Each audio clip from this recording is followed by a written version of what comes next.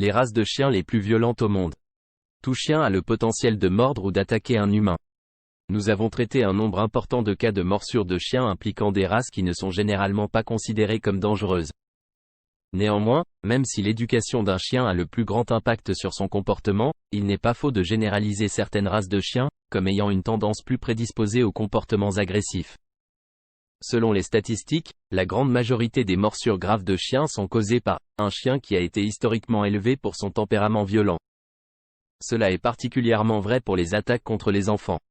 Selon les recherches menées par dogbeat.org, 31 personnes sont décédées, à la suite de blessures mortelles causées par des morsures de chiens en 2016, les enfants de moins de 9 ans représentant 42% de ces décès. Les morsures de chiens ont été responsables d'un nombre incalculable de blessures graves, et ont changé le cours de la vie de nombreuses personnes de façon irrévocable. C'est le chien le plus dangereux de la meute.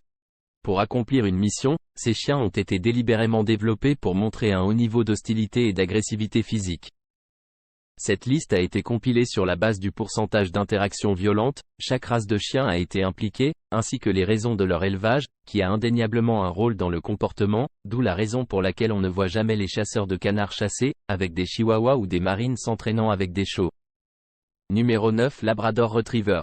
Le Labrador Retriever est une race de chien qui a été développée spécifiquement, pour aider les humains à la chasse et à d'autres activités de plein air. Ils peuvent peser jusqu'à 80 livres et ne mesurer qu'environ 2 pieds de haut. Bien qu'ils soient considérés comme des chiens assez gros. Les labradors sont très appréciés pour leur capacité à bien s'entendre avec les enfants et les autres animaux domestiques, mais en raison de leur tempérament fiable, ils ne font pas de bons chiens de sécurité.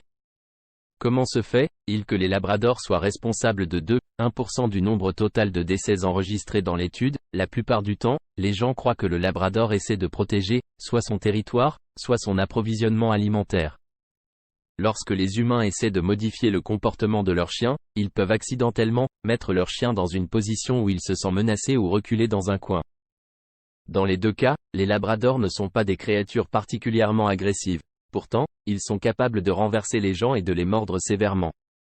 Huskies de Sibérie numéro 8. Les Huskies de Sibérie sont appréciés pour leurs traits de loup. Découvrir que les canidés qui partagent leur apparence avec les animaux sauvages, se comportaient également d'une manière similaire à celle des animaux sauvages ne devrait pas vous surprendre autant. Dans les régions les plus arctiques des États-Unis et du Canada, les Huskies ont été élevés spécifiquement pour être utilisés comme chiens de traîneau. Ils ne pèsent peut-être que 60 livres, mais ils ont beaucoup de force pour leur taille et sont des animaux assez indépendants. Ces chiens tirent une grande partie de leur énergie de la capture réussie de leur proie. Pour eux, presque tous les animaux plus petits qu'eux, y compris les humains, peuvent apparaître comme des proies potentielles. Dans cette situation, c'est leur volonté innée de survivre qui leur cause les plus grands ennuis plus qu'autre chose. Selon l'étude que nous avons citée, les Huskies seraient responsables de 3% de toutes les attaques mortelles. Bien que ces créatures soient généralement pacifiques, il y a eu des rapports d'eux attaquant des jeunes et des adultes qui les défient, même s'ils n'ont aucun antécédent d'hostilité envers les humains. Numéro 7 Bullmastiff. Parce qu'ils sont dévoués, vigilants et intrépides, les Bullmastiffs sont une race que beaucoup de gens choisissent de garder comme animaux de compagnie en raison de leurs caractéristiques admirables. Ils protégeront votre maison et votre jardin, mais ils pourraient ne pas aimer la présence d'autres personnes. Ce comportement doit être corrigé lorsqu'il est jeune pour éviter qu'il ne soit agressif plus tard. Bien que les agressions par les Bullmastiffs soient rares, le fait que ces chiens soient si massifs signifie que lorsqu'ils attaquent une personne ou un autre animal, ils causent des blessures importantes. Ils sont connus pour peser jusqu'à 130 livres et mesurer au moins 27 pouces de hauteur. Au cours des 13 années que l'étude a été menée, ces chiens étaient responsables de 3,2% de toutes les agressions mortelles qui ont eu lieu, ce qui équivaut à seulement 14 décès. D'autre part, si vous tenez compte de la rareté, l'animal est aux États-Unis, vous pouvez en déduire que le chien représente une menace pour l'homme. Numéro 6 Le berger allemand.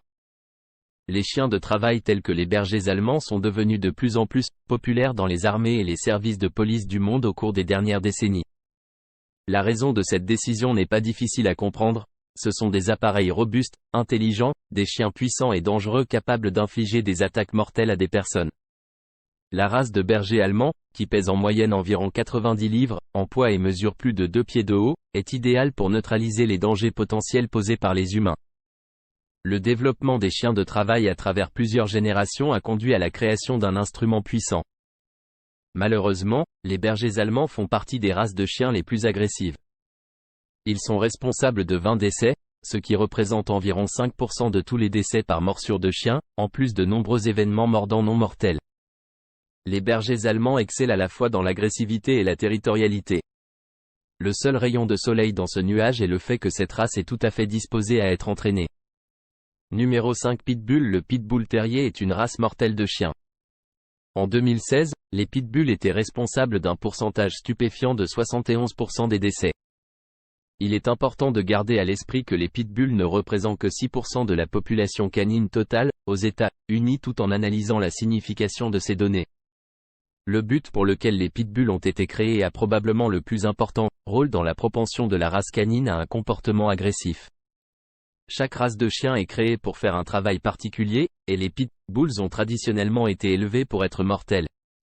La Société américaine pour la prévention de la cruauté envers les animaux, ASPCA, affirme que les ancêtres des pitbulls modernes ont été formés à l'origine, mordre et tenir la tête et le visage d'énormes animaux tels que les ours et les taureaux. Plus d'informations ont été fournies par la SPCA, qui a déclaré qu'après que cette activité a été rendue illégale dans les années 1800, les pitbulls ont commencé à être utilisés dans le sport des combats de chiens. En raison de ce changement d'intention, une reproduction délibérée a été effectuée en fonction du niveau d'agressivité de la progéniture. Numéro 4 Rottweiler. Race dangereuse de chiens Rottweiler. Même s'ils ne sont pas aussi destructeurs statistiquement que les pitbulls, les Rottweilers sont la deuxième race de chiens la plus dangereuse. En 2016, il y a eu un total de 31 décès associés à des chiens. Selon dogsbeat.org, 2 des décès ont été causés par des Rottweilers. Les Rottweilers ont d'abord été élevés pour conduire du bétail, ce qui explique leur corpulence trapue. Ils sont encore utilisés dans les temps modernes par les militaires du monde entier, et sont également largement employés dans le rôle de chiens de sécurité.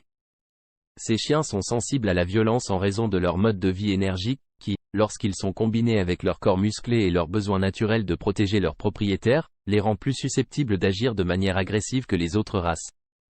Bulldog américain numéro 3. Le bulldog américain est considéré comme une race de chiens mortels. Les bulldogs américains, comme les Rottweilers, ont été initialement développés pour être des chiens de travail.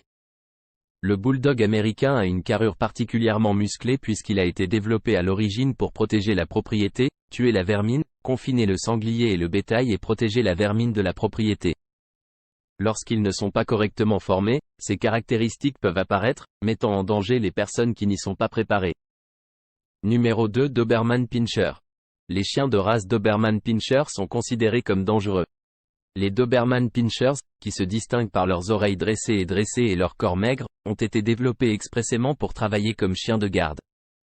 Les Doberman Pinschers, en raison de leur nature protectrice et de leur tendance à garder ce qu'ils croient être les leurs, ont le potentiel d'afficher des tendances assez violentes s'ils ne sont pas correctement formés. Chien, loup numéro 1. Race de chiens dangereux Wolfdog. Les chiens, loups sont connus pour leur comportement imprévisible et potentiellement violent. Mais ils ne sont pas aussi courants dans le sud des États-Unis. Ces canidés sont issus d'un croisement entre des loups et des races de chiens domestiqués.